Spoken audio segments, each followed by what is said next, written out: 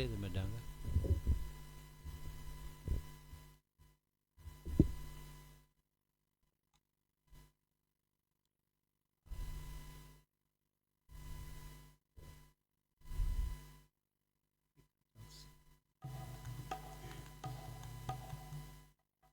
Come sit here, Prabhu.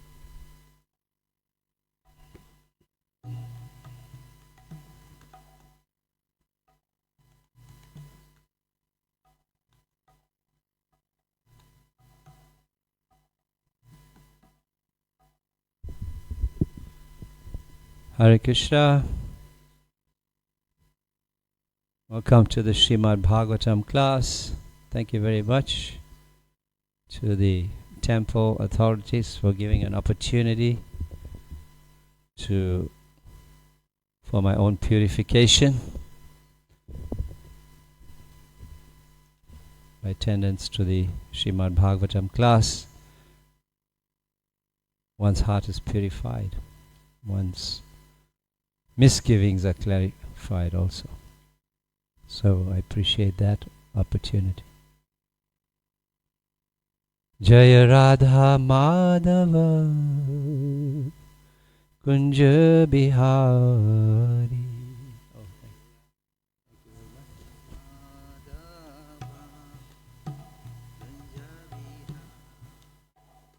Jaya Radha Madhava Kunja Bihari.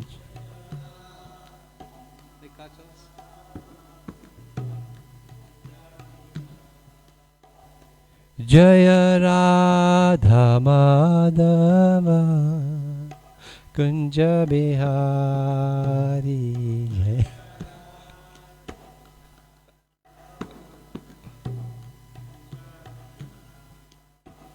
Jaya Gopi Janavalabha Giribardhari.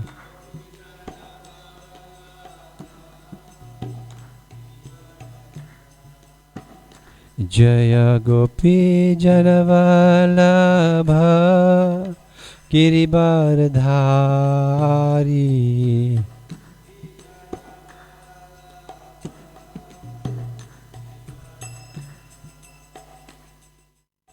Yashodanandana Braja Janaranjana.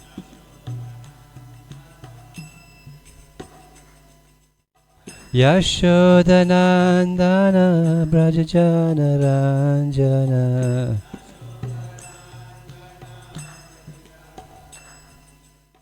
Yamunatira Vanachari.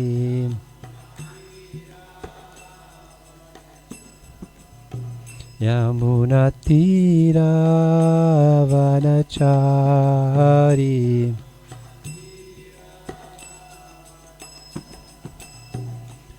Jaya Radha Madhava Kunja Bihari.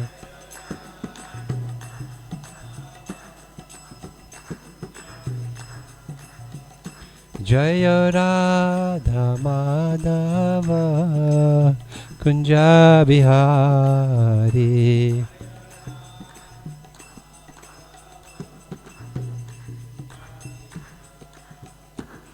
Hare Krishna, Hare Krishna, Krishna Krishna, Hare Rama, Hare Rama, Rama Rama, Hare Hare.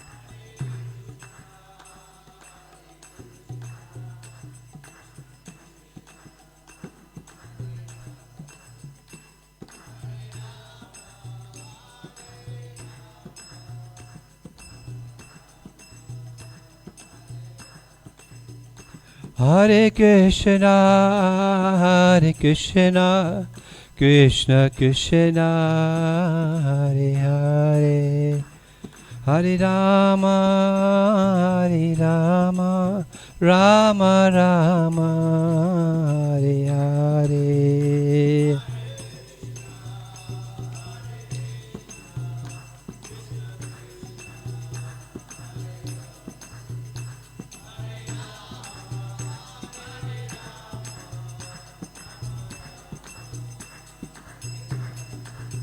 Jaya Prabhupada, Prabhupada, Prabhupada, Jaya Prabhupada.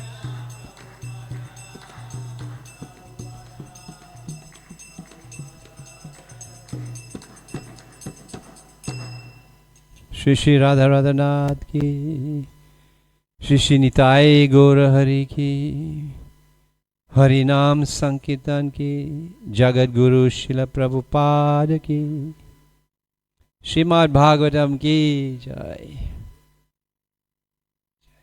Thank you very much. Hare Krishna. So if you have internet access, then you can try to get to this verse, which is Srimad Bhagavatam, Canto 4, Chapter 16, Text 17. And if you don't, here's a Bhagavatam here, a spare one, and you can pass it around when we are reciting. Canto 4, Chapter 16, Text 17.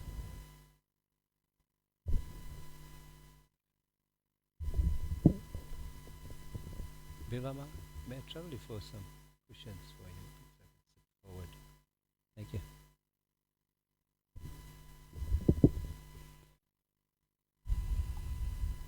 Jai.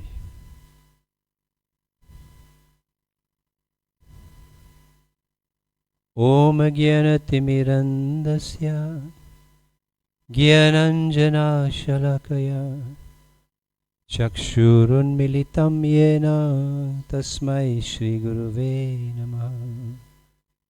Shri Chaitanya Manobhistam Stapitam Yena Bhutale Swayam Rupa Kadamayam Dadati Swapadantikam. Vandeham Shri Guru Shri Yuta Padakamalam Shri Gurun Vaishnavamsya Shri Rupam Sagrajatam Sahagana Raghunatan Vitam Tam Sajivam Sadvaitam Savadutam Purijana Sahitam Shri Krishna Chaitanya Devam Shri Radha Krishna Padan Sahagana Lalita Shri Vishakanvitam Sya. He Krishna Karuna Sindhu Dinabandhu Jagatpate Gopesha Gopika Kanta Radha Kanta Namostute. Tapta Kanchana Gaurangi Radhe Vrindavaneshwari Vrishabhanu Sutta Deve Pranamami Hari Priye. Bande Guru Nisha Bhaktan Isha Isha Avatarakan Tat Prakasham Tat Shakti Krishna Chaitanya Samgyakam. Vande Shri Krishna Chaitanya Nityananda Sahodito Godadaya Pushpavanto Chitro Sando Tamo Nudo. Mukam Karoti Vachalam Pangam Langayate Girim Yat Kripa Tamaham Vande Shri Guru Dinatarinam. Jaya Shri Krishna Chaitanya Prabhu Nityananda Shri Advaita Gadadhar Shrivasadi Gaura Bhakta Vrinda. Everyone, Hare Krishna, Hare Krishna, Krishna Krishna, Hare Hare, Hare Rama, Hare Rama, Rama Rama, Hare Hare. Nilachal Nivashaya Nityaya Paramatmane Balabhadra Subhadravyam Jagannathaye Te Namaha. Narayanam Namaskrityam Naram Chaiva Narotamam Devim Saraswati Vyasa Tato Jaye Udhiraye Nasta Prayeshu Abhadreshu Nityam Bhagavata Sevaya Bhagavati Uttama Shloke Bhaktir Bhavate Naistake. Om Namo Bhagavate Vasudevaya. Om Namo Bhagavate Vasudevaya. Om Namo Bhagavate Vasudevaya.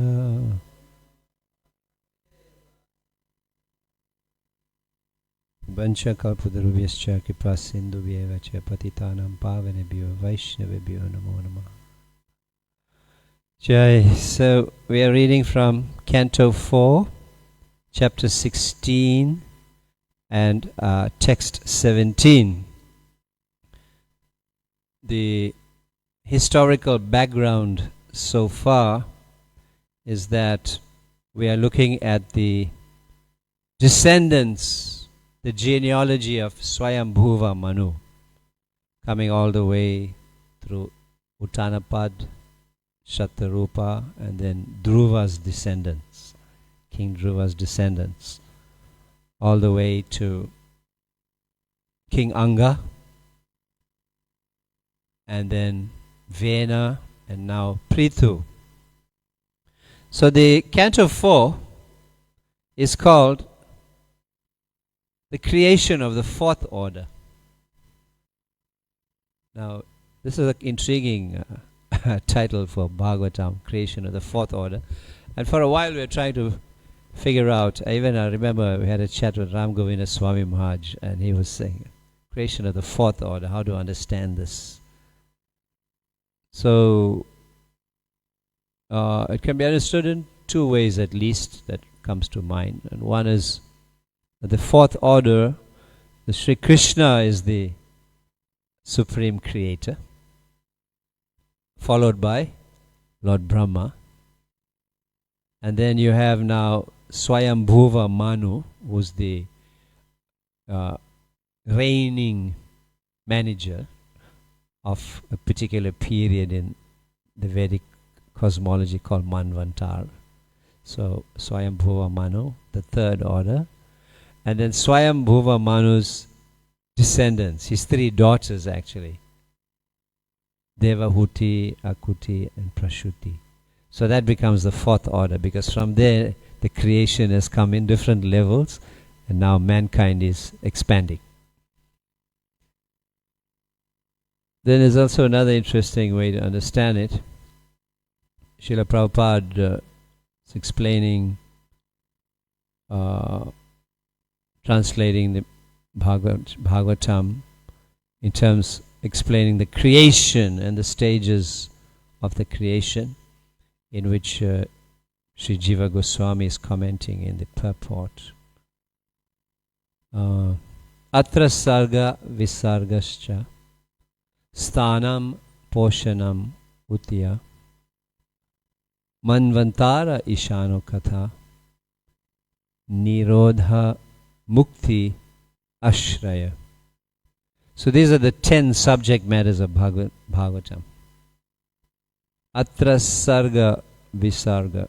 This Srimad Bhagavatam, atra sarga visarga. Sarga is the primary creation.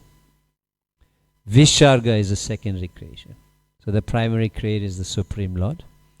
And Srimad Bhagavatam, Canto 2, 3, explains how Krishna expands himself as Balaram, and then Balaram expands himself into 4 Chaturvyuha, and these Purusha avatars headed by Mahavishnu creates the universe, the bubbles from his pores, and then from him Garbhodakshaya Vishnu enters, and then Kshirodakshaya Vishnu enters into every atom and accompanies the living entity as the super soul. So there's levels, that's primary creation. But then in the universe when Garbhodakshaya Vishnu is lying in the ocean, then from his navel, lotus flower is growing, atop of which is Lord Brahma. And this universe is very dark, and Lord Brahma is the engineer of the universe, but he does not know what to do, so he meditates and gets the instruction in his heart through the flute of Krishna. The Gayatri enters, and he becomes empowered to create. So he becomes a secondary creator. Sarga, Visarga. Sthanam. Then all the planetary systems are explained. Poshanam. The Lord's protection. So now that's the fourth order. Sarga, Visarga, Sthanam, Poshanam. So here we're seeing also King Prithu is a protector. So the protection of the Lord is explained. So these 10 subject matters which lead finally to Ashraya, Nirodha Mukti Ashraya, also are related to how we see Bhagavatam from starting from the lotus feet of Krishna up to his calves, and then his knees and his thighs and his waist and his chest and his face, and finally completely the full darshan of Krishna. So the same way Bhagavatam is unfolding. So Canto 1 and 2 is considered lotus feet of the Lord. We should worship, offer prayers. So Bhagavatam, so like this, so the fourth order, creation of the fourth order. So now we're seeing how we learnt. So just to give some background, so it gives context. The king Anga was bereft of a son, and then he was meant to perform the Ashwamedha Yagya, but he couldn't because he needed a son for that, according to the Vedic practice. And so he prayed to the sages to assist him to get a son. And they offered their prayers, and in the course of time, Anga's wife, Sunita, was expectant with a child. And that child was born, but unfortunately the child was very, very evil. And then, one wonders, the king was a great devotee, how is the son evil? So Prabhupada explains how Sunita was herself an evil person from a previous life. And therefore, children, especially boys, they are more inclined to the maternal side of the family. And therefore, those qualities followed through to Vena. And Anga, he took it. His son was very, very cruel from small. Vena, cruel. And he would play with his friends. Vena was so cruel that when he played with his friends and they would disturb him, then he would really, turn violent and kill them. Can you imagine that? So he was really cruel, and then he was killing animals and so on. But Anga got so disgusted with this whole thing. He became very, very detached, and he then kind of abdicated the throne. One night he woke up and he just left, went to the forest because he was fed up. So the kingdom was without a ruler, and that was not a good situation because the dacoits, the thieves, took advantage. And they needed a ruler. So only Vena was available. So the Brahmanas installed him as the king. And it had its effect of keeping the thieves at bay. But Vena became the even bigger thief because he did not rule with Vedic principles in mind. And eventually the Brahmanas had to dispose of him also. They put him there and they removed him. I put you in, I'll take you out. So the Brahmanas removed him from there. And when Vena died, then by some mystic performance, the Brahmanas were able to, they say, churn the body of Vena. So what exactly that is not described, how their process is, but some mystic power. and they were able to produce from the thighs of Vena a personality known as Bahuka, who became the king of the Nishadas, the rural peoples of the hills and so on. And then they churned the arms of King Vena, and they were able to produce King Prithu and Archi. So that's where we are. So for the Srimad Bhagavatam verse now, text 17, let's do the word for word to get the pronunciation, and then we'll try to pronounce the whole thing. Matri, let me combine that since it is hyphenated. Matri Bhakti Parastrisu Patin Patnyam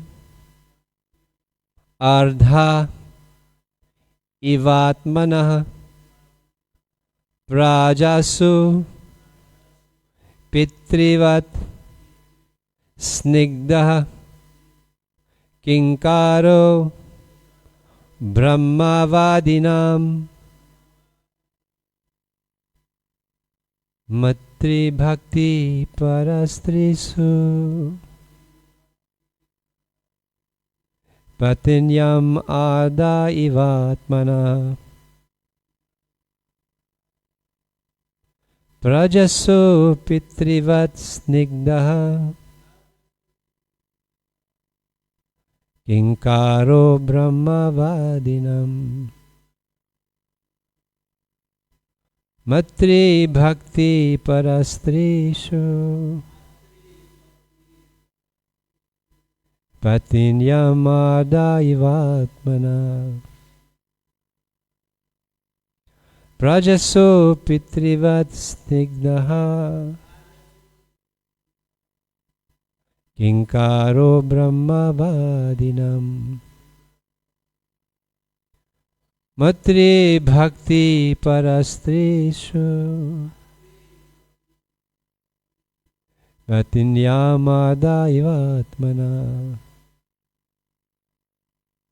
Prajaso Pitrivat Snigdaha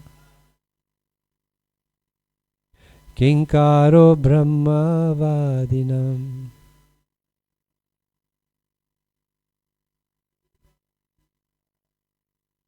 Matri Bhakti Parastrishu Patninam Adavivatmana Prajaso Pitrivat Snigdaha Kinkaro Brahmavadinam.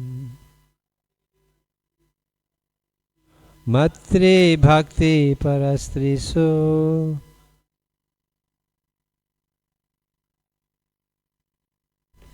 Patnyam Madaivatmana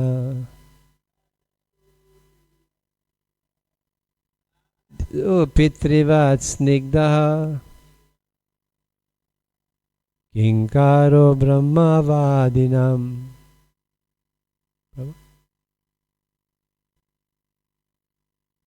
Matri Bhakti Parastrisu Patninam Yadaivatmana Prajaso Pitrivat Snigda Kinkaro Brahmavadinam. Jalarasmari. Matri Bhakti Parastrisu Patninam Ardaivatmana Prajaso Pitrivat Snigdaha Kinkaro Brahmavadinam. Matri Bhakti, as respectful as one is to his mother. Parastrisu, to other women. Patnyam, to his own wife. Ardaha, half. Iva, like, Atmanah, of his body, Prajasu, unto the citizens, Pitrivat, like a father, Snigdha, affectionate, Kinkara, servant, Brahmavadinam, of the devotees who preach the glories of the Lord.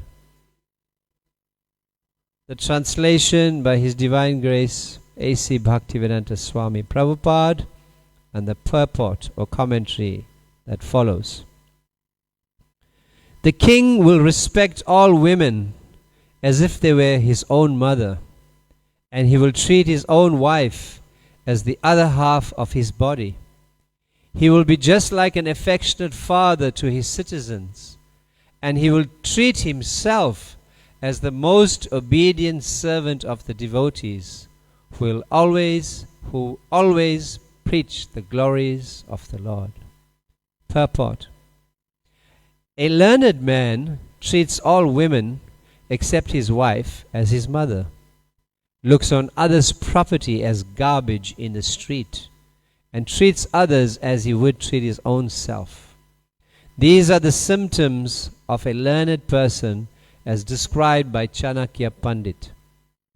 This should be the standard for education. Education does not mean having academic degrees only. One should execute what he has learned in his personal life. These learned characteristics were verily manifest in the life of King Prithu. Although he was the king, he treated himself as a servant of the Lord's devotees. According to the Vedic etiquette, if a devotee came to a king's palace, the king would immediately offer his own seat to him. The word Brahmavadinam is very significant. Brahmavadi refers to the devotees of the Lord. Brahman, Paramatma and Bhagavan are different terms for the Supreme Brahman, and the Supreme Brahman is Lord Krishna. This is accepted in Bhagavad Gita 10:12 by Arjuna, Param Brahma Param Dham. Thus the word Brahmavadinam refers to the devotees of the Lord. The state should always serve the devotees of the Lord, and the ideal state should conduct itself according to the instructions of the devotee. Because King Prithu followed this principle, he is highly praised. Matri bhakti parastrisu patninam arda ivatmana prajaso pitrivat snigda kinkaro brahma vadinam. The king will respect all women as if they were his own mother. He will treat his own wife as the other half of his body. He will be just like an affectionate father to his citizens, and he will treat himself as the most obedient servant of the devotees who always preach the glories of the Lord. So I've already established the historical context of King Prithu as the descendant coming in Dhruva Maharaja's line, showing how Vena was disposed of, and the ultimate appearance of King Prithu and Archi. Most beautiful personalities appeared by the prayers and the mystic process of the Brahmanas. Because the Brahmanas were intent on producing and finding a king who would rule the citizens in an ideal way. So eventually King Prithu arrives, and we see in chapter 15, it's about the coronation of King Prithu, and how Lord Brahma appears and he sees that there are certain marks on the feet and the hands of King Prithu, symptoms which gives an indication that these are the divine marks of the Supreme Lord. And therefore King Prithu is an expansion of the Supreme Lord himself. And the demigods then begin to give lots of gifts to the king. At the coronation of the king, we have that in this country also. We have the aristocracy, especially in KwaZulu-Natal, and we see when kings are installed, great celebration. People come and they present gifts. And also, who is there to glorify the king? What do they call them? The praise singers. So here, even King Prithu had the praise singers. The Gandharas came, and the Sutta, the Magadha, the Vandi. These are the different praise singers. The Suttas are able to chant praises. They make up the poetry and the Magadhas are the bards, the ones who play the music and they can sing. And the Vandi are the ones who can offer prayers from the scriptures. And the Gandharvas are the heavenly denizens who can offer so much of the beautiful songs. So all of them were praising King Prithu's qualities, and they themselves also, they confirm King Prithu's position as the Supreme Lord.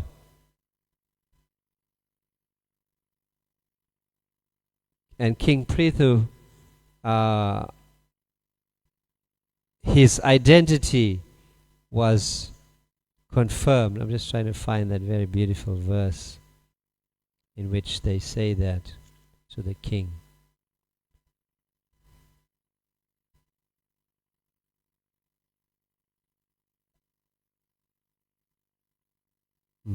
Anyway, that's in the previous chapter. So here we find all the sages. They are glorifying the king, and the demigods are presenting the different gifts, like Lord Shiva gives him a sword, Brahma gives him a protective garment, and Saraswati, the wife of Brahma, gives him a transcendental necklace. Lord Vishnu himself comes and gives him the Sudarshan disc. Of course, that's his original weapon. But then after all of these praises, the king was very, very humble, and he said to them, you're speaking about all of these qualities, but they're not very distinct in me. Perhaps one day I shall achieve all of these qualities. So humble, and that pleased them even more. So the king Prithu was considered to be the ideal king now to rule. So here we see the king, the praise singers are continuing their praises of the king. Therefore you'll see they say in the future tense, it's in the future tense, that this king will do this, this king will do that. And in the verse that we just read, the king will respect all women. The king will treat his own wife. He will be just like an affectionate father. So they are praising the king still. The praise, they're singing his qualities.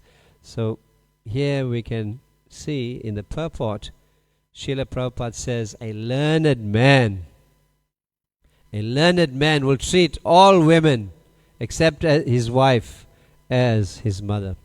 So now what's a learned man?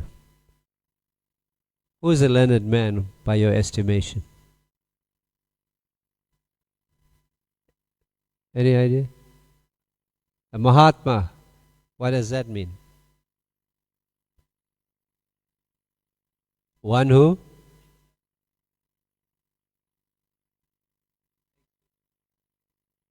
He takes shelter of the divine energy of the Lord. Becomes a Mahatmya. He takes shelter of the Lord. Alright, so here's a Mahatma, a learned man, a great soul. So you have this idea because you're practicing devotee, so you know how to distinguish between what's learned and not learned. But the general persons in the world think that a learned man is the one who has achieved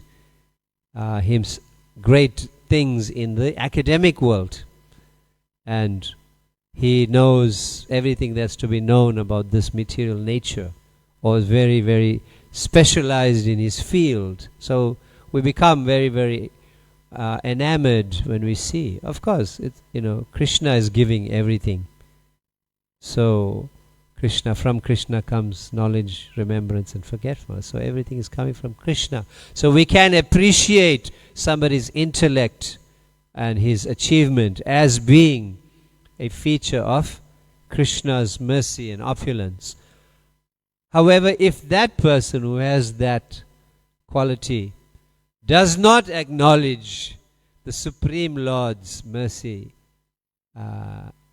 bestowing that benediction upon him, then he's no more than a dead body. It's a decoration on a dead body. So the learned man treats all women except his wife as his mother. So here in the Vedic civilization, in the Vedic culture, the original culture of this planet, to which we all have a claim, it's explained that the king will protect. Namo Brahmana Devaya Go Brahmana Hitaya Cha. The Supreme Lord is all beneficial to the Brahmanas, the cows, right? So similarly, the kings who are devotees of the Lord, they are also benefactors of women, children, old-aged women and men, the Brahmanas, the cows and the Brahmanas. These have to be given protection. And we see that the one who is schooled in this. So these kings, they are learned because they are Raja Rishis. They are saintly kings. And in their own upbringing, they are sent to the Gurukul. And in the Gurukul, they learn all different subject matters because they are going to be rulers. So what do they learn? They learn in the Gurukul matters of how to rule, statesmanship. They learn matters of economics and trade. They learn Dhanur Veda, the military arts. They also learn medicine, the Ayurveda. They learn literature, grammar, Vyaikarana, or Shiksha, poetry. Therefore, when you hear the saintly kings glorify the Brahmanas, it's like poetry flowing out of their mouths because they have this training and have this devotion and affection to express their hearts. Right? So there's a whole great subject matters that they are taught. They're taught Sankhya, how to differentiate between matter and spirit. They taught yoga, bhakti yoga, the supreme yoga, how to practice devotional service. And other aspects, there are other angas of the Vedas. Purva Mimamsa, Uttama Mimamsa. These are different philosophical components. The kings are schooled in all of that. And they are taught how to respect the Brahmanas, the cows, the women, the children, and the aged.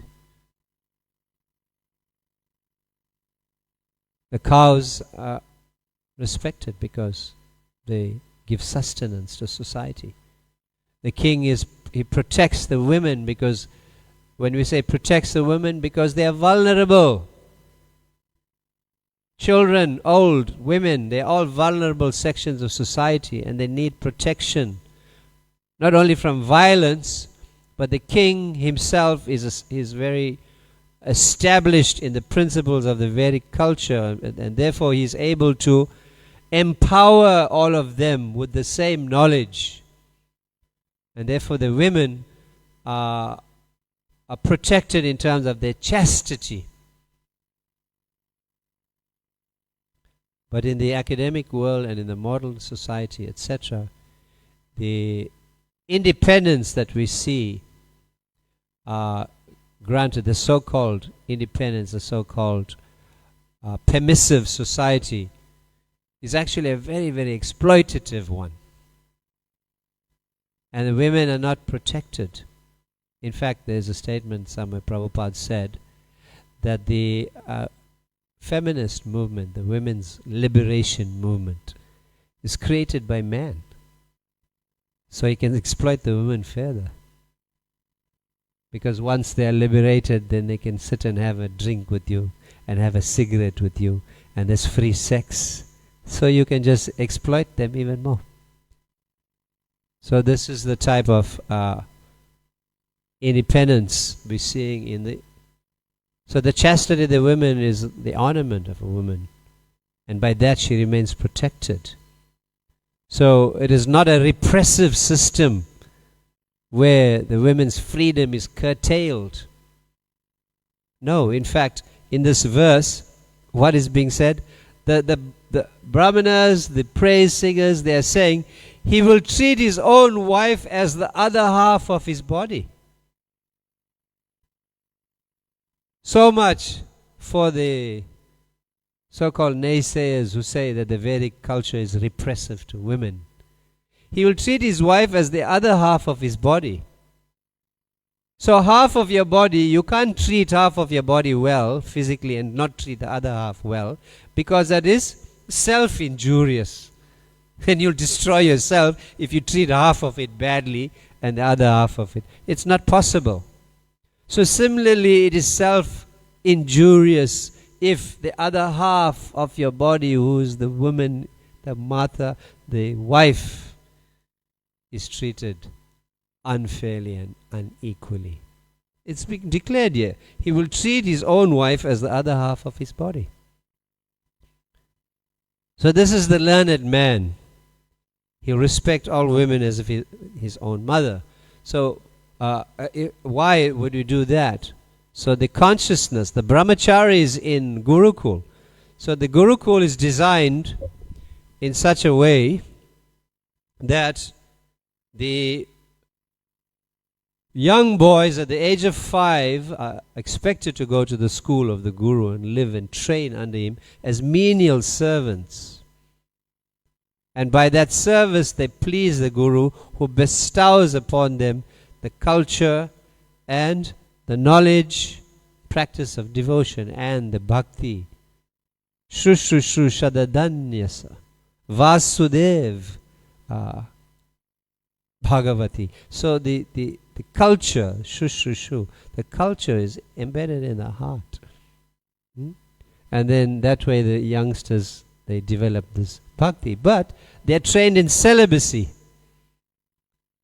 So for the first, if you take life to be 100 years, hypothetically, that's how we're supposed to live in this age, 100 years, right?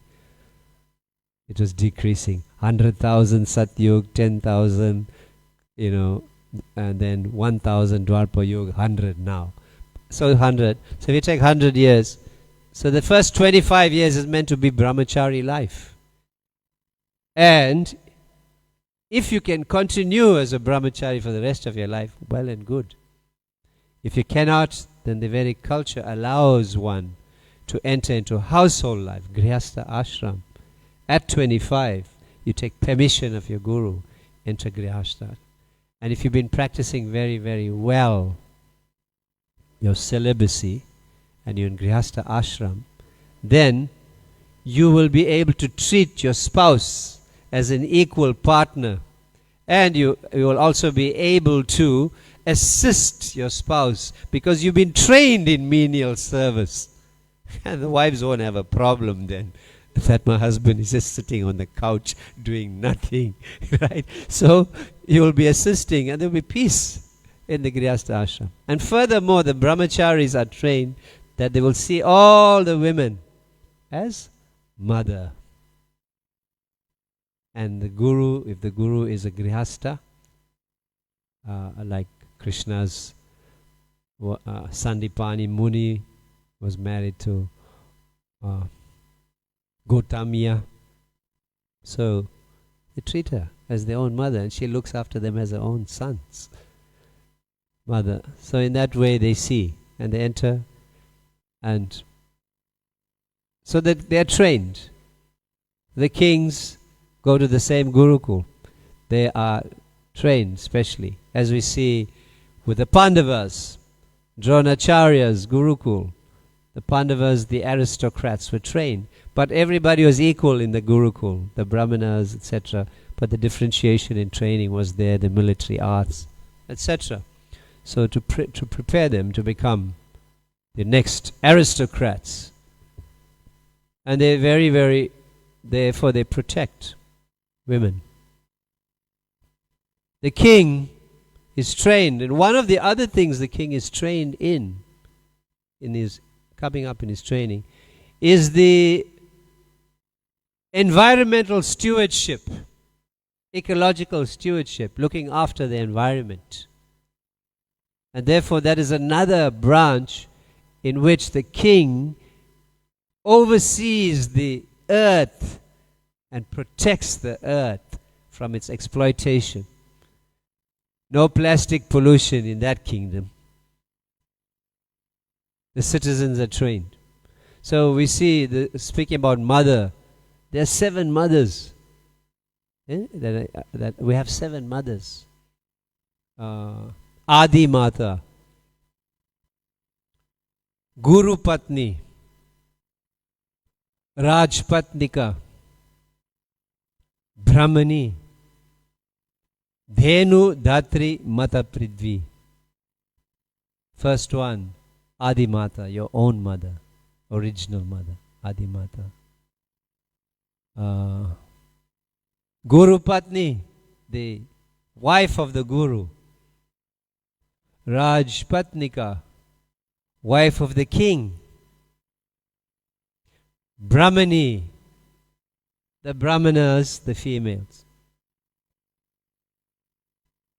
Dhenu, the cow. Datri, the nurse, the one who nursed you.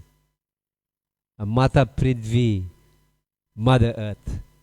So Mother Earth. So this king, the king will respect all women as if his own mother, and he will extend, because of that stewardship he has. He understands all of these need protection.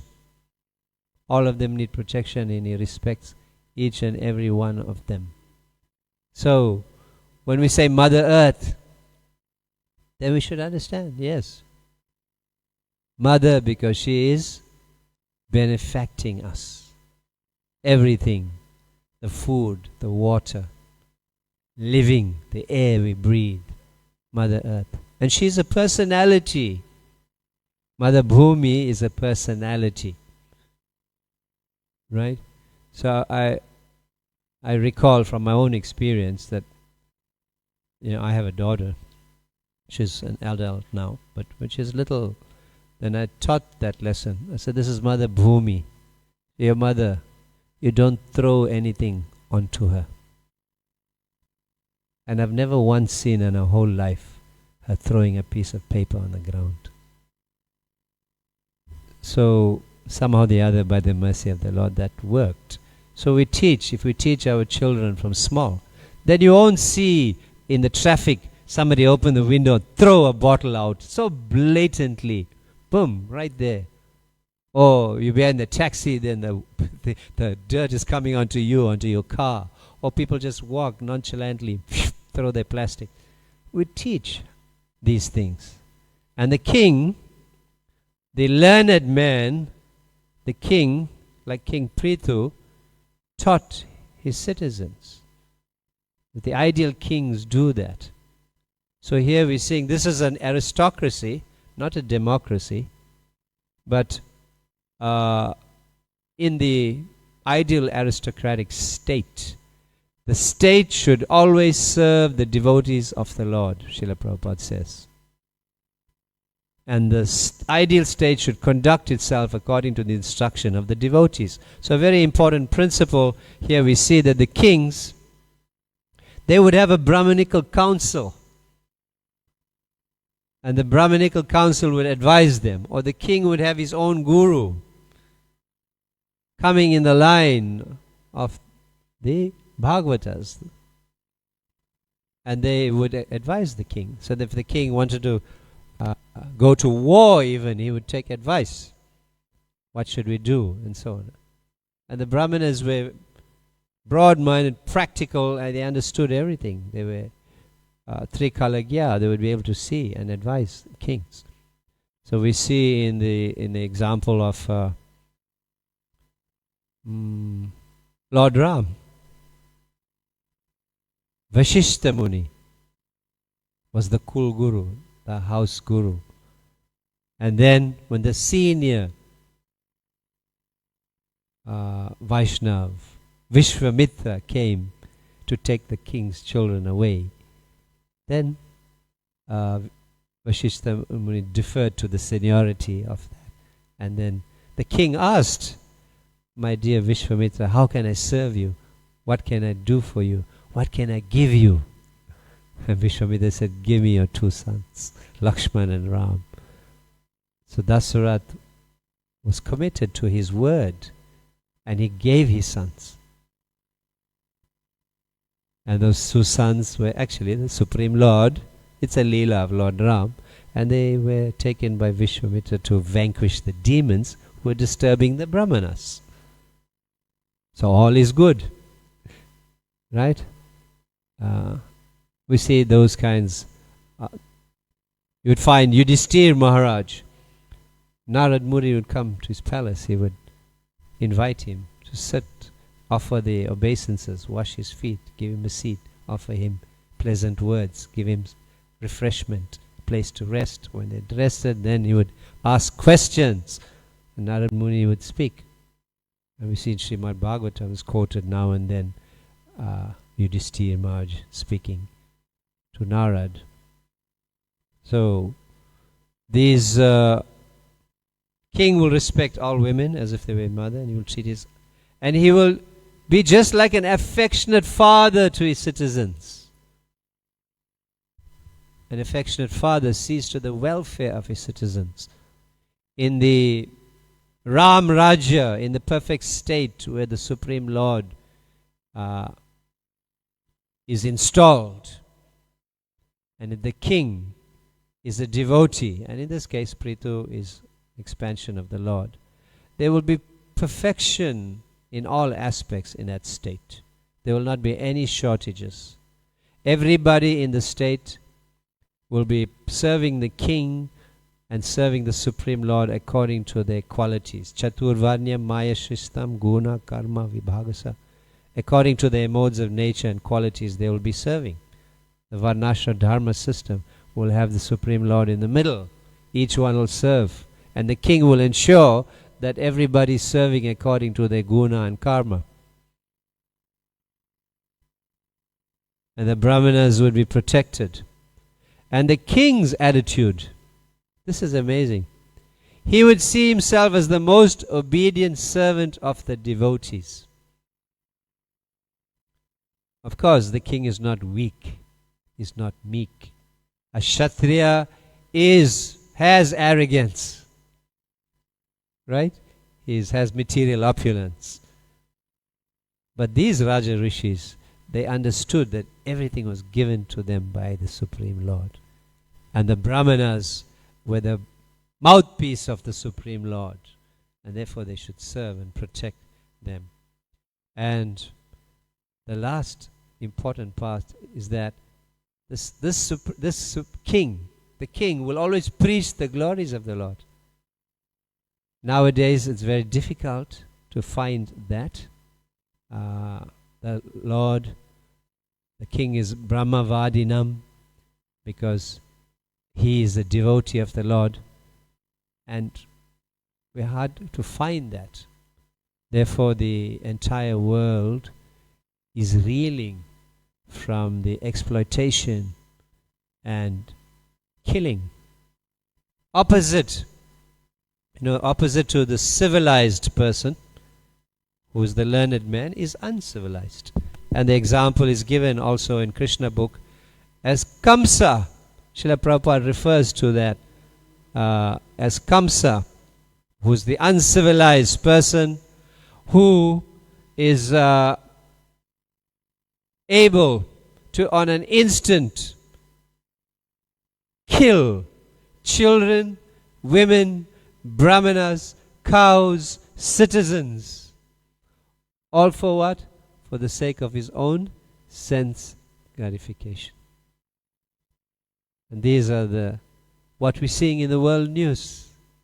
Innocent women and children are being abducted as well as being killed in retaliation. We see that in other places of the world. Right now, I'm not sure how the South African government is responding to this threat on our borders, northern border of Mozambique.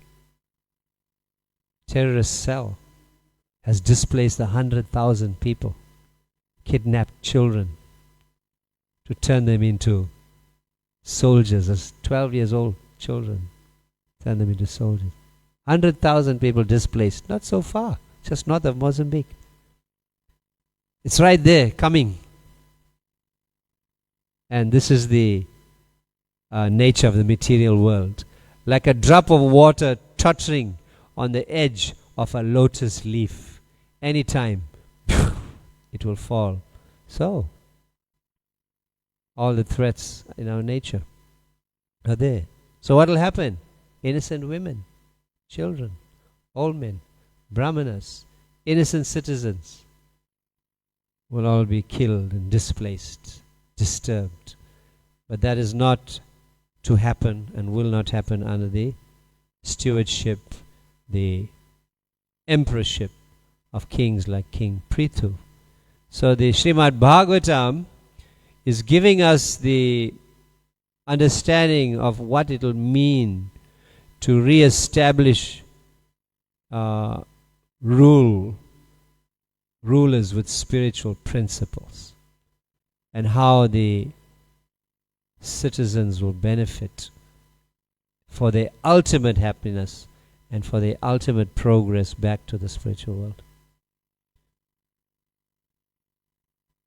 Raja Prithu Maharaj ki, Srimad Bhagavatam ki, Shri Shri Radha Radhanath ki, Srila Prabhupada ki, Gaur Premanande, Hari Hari Bo.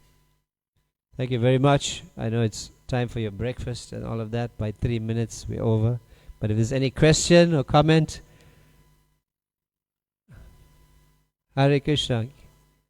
Give Prabhupada the mic so it comes on the feed, the live feed as well.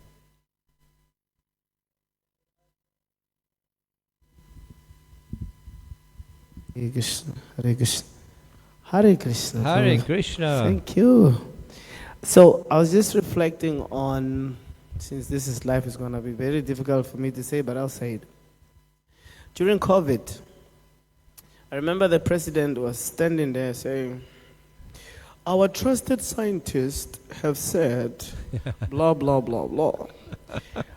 I guess they have trusted brahmanas, so to speak. They took advice from, or they do take advice from Asuric development. So I guess I'm trying to say that these type of advice may actually lead us into chaos, where the devotees who have dedicated their life to understanding Krishna, like Vishamritu Muni, for example, his line is not the scientist line, it's that first of Vishnu, and Vishnu will be giving good to the people, whereas this other group may be a little bit different. Yeah, because our knowledge in the material world is obtained through the senses, and the senses are imperfect, the knowledge will be imperfect. Right? We are seeing, even scientists are declaring how inadequate so many of the explanations have been. And we are seeing how newer and newer evidence is disproving certain firmly held beliefs, what they call paradigms. And there's lots of paradigm shifts happening because we're discovering new things. You know, more and more they're finding the inadequacy of their theories, inadequacy of their knowledge. And the wiser scientists are actually acknowledging, and they will, some Nobel laureate, I forget his name, in coming back, it's quoted there, physicist. He said that he was an atomic scientist. So he said for his whole life, he's been trying to find the atom, right? The atoms and molecules. But now at the end of his life, they have fallen out of his hands, and he's trying to retrace his steps to understand the truth. Very humble, but it took him a whole lifetime. So that's what happens to the category of Gyanis. By the dint of their own speculation, they will try. It is a process in the Vedas, Gyanis, but that Gyani in the Vedas, if he links it to the Lord, then is Jnana Yoga. If he's just speculating, he'll just remain a Sankhyaite, and then he'll be trying to figure out this material world. But eventually, after saying not this, not that, not this, not that, they will come to some understanding somewhere. But the Brahmanas, who were 100%, 100% dedicated to the Lord, they have perfect knowledge in all spheres. So therefore, when there's some advice to be given, and a branch is Ayurveda, if they want to give medical advice, they can give it. If they give military advice, they can give it. Dhanurveda, it is all there in perfection. So we have to re-establish these things, but it may take a while, but we have to also be fully convinced that Sri Chaitanya Mahaprabhu has said that this practice will spread in every town and village, and eventually this Krishna consciousness will flourish.